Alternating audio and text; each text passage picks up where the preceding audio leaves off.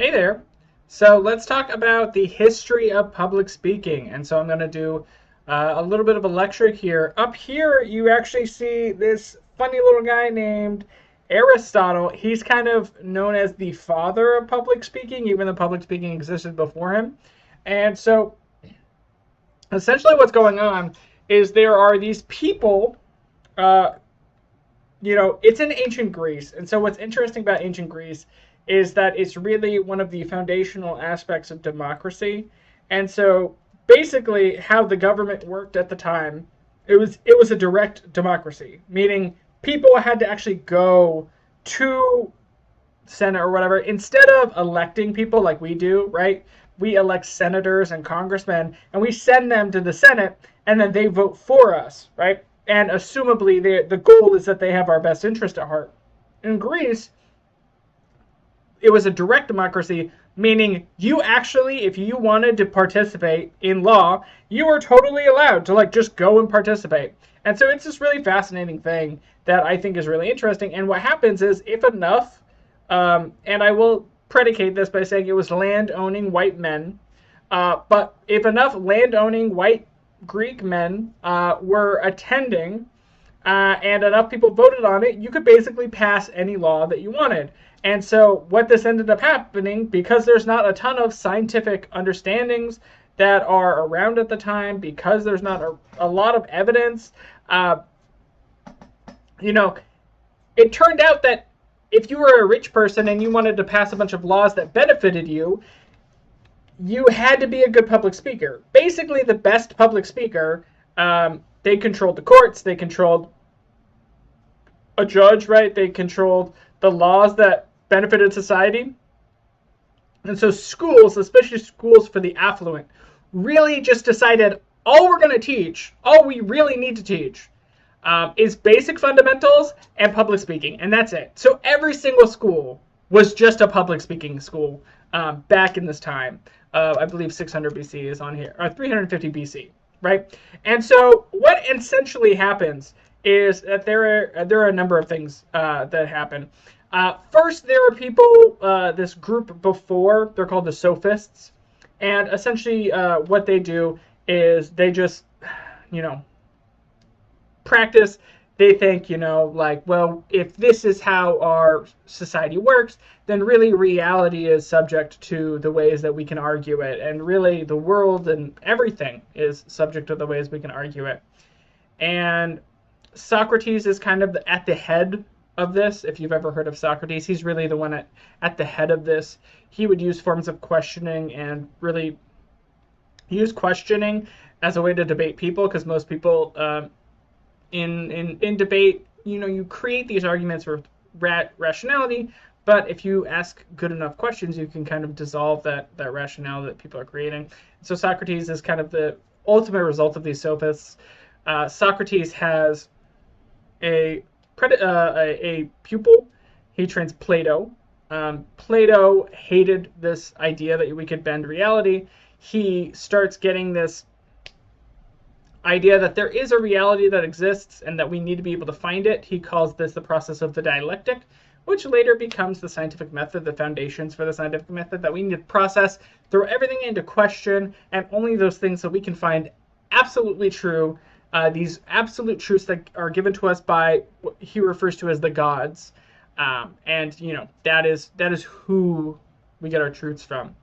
And ultimately, Aristotle is the result of both the debate between Socrates and the debate between Plato. And what Aristotle says is, well, you're both right. There are real, untenable truths that are perfect in their own sense and are objectively true, right? This is wood, this is red, right? I have a can of soda right here, right? There are laws in nature that exist, right? You water a tree, the tree will grow, right? There are laws in nature that exist in the world that exist objectively, right? But there is also the realm of human beings, the realm of human affairs. And in the realm of human affairs, unfortunately, there will never be objective truth, right? What is good, what is bad, right? And we can play this game, you know, murder is bad, but when is murder okay? Is murder okay when we're at war? Is murder okay when it's in self-defense? Is murder okay, you know, when the person has harmed you, right? In the past, right? Is murder okay? You know, you go off on and on and on, right? There's, you know, things that, you know, we try to change and advocate for. And so in the human affairs, at least according to Aristotle and Socrates as well, there's really public speaking is really our way of finding that, and argumentation, and communicating with each other. And so he writes this book called Rhetoric, which is his guide to it. He co-writes it with this man named Isocrates, which is a separate entity from Socrates himself. There are three aspects of persuasion, according to Aristotle. You've probably heard about them before. There is ethos. How believable are you as a person? Do you have credibility? The most common example I was given in high school was, you know, a guy walks on for a commercial and he's wearing a doctor's coat. And it's like, oh, he's wearing a doctor's coat. If he's a doctor, I'll trust him, right? You know, you probably have some ethos for me, right? I'm a college professor. I'm teaching you about public speaking. I am your sort. I have some ethos, right? That is associated with being a college professor, right? It's funny to think about it, right? You think I have ethos. You probably think I'm a very smart and intelligent person. My girlfriend knows that, like, you know, once a month I'm eating chicken nuggets, right? That maybe that hurts my ethos a little bit. I don't. That's up to you, but that's what happens, right? It's just, you know, I have ethos in this realm, right? When you're a little kid, your parents have ethos, right? Your parents aren't perfect. Your parents don't know everything. But when you were a little kid, if you asked your parents something, you assumed that they knew it, right? I remember I asked my dad when I was little if Russia and the United States got along still, and he said yes, which is not true, but I believed him, right? Pathos, right? Pathos is an emotional appeal. The idea that you can move someone to an emotional state where they'll be more willing to be persuaded by an argument. And so my favorite example is always when you watch those commercials of, you know, the little dogs and cats in cages, and they say, hey, you should donate to your local animal shelter, or you should donate to the ASPCA, and they'll put some sad, like, piano music or something behind, and it touches your soul, right? And, you know, before that commercial, I wasn't sitting there thinking, hey, what about local animal shelters, right? I wasn't thinking about that. I wasn't in that emotional state. But then they moved me to a place where it felt important to me, right? It's not always what is important, but what feels important, right? That's what pathos does. And lastly, logos, logical reasoning, right? Breaking down different arguments based on the evidence that they're using, based on the types of reasoning that they're using, based on the connection between the claim and the evidence that you're using. Different logical, you know, different ways of breaking down arguments and how they work. Each premise, going premise by premise, understanding fallacies. And so this is the third one. And so I'll give you 10 seconds. Which one do you think is the most important? Ethos, pathos, or logos? 10 seconds. Sit there and think to yourself, which one is the most important?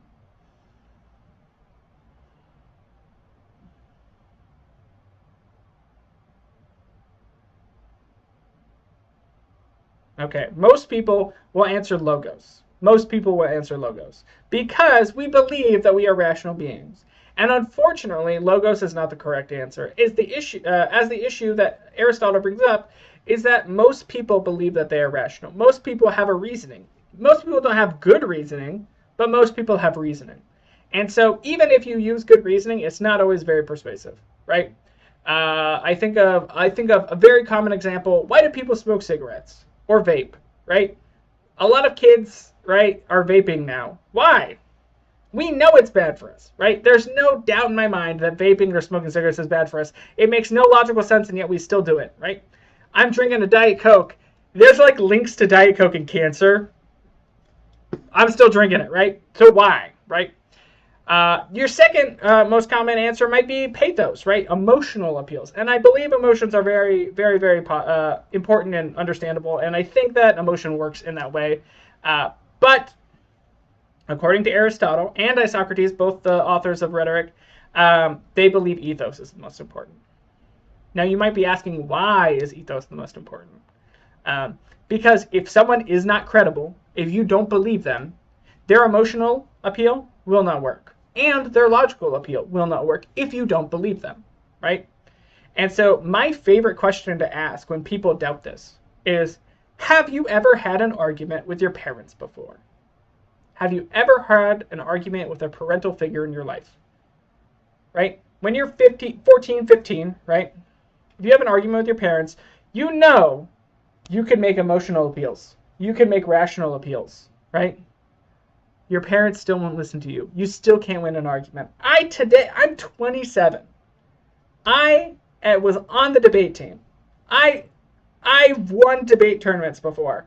I have never won an argument with my dad. My dad will not believe a single thing I said. My dad will believe in the weirdest misinformation he gets off Facebook in the world. I'll pull up articles. I'll do whatever I can. We have established, I'm not kidding. We have established news websites where we can only cite certain websites because CNN is the devil and blah, blah, blah, blah, blah, blah, blah, right? Even then, I've never won an argument with my dad, right? He just doesn't believe me, right? I'm just not a believable person. To him, I'm always a little kid, right? And you can think of more realistic examples, right?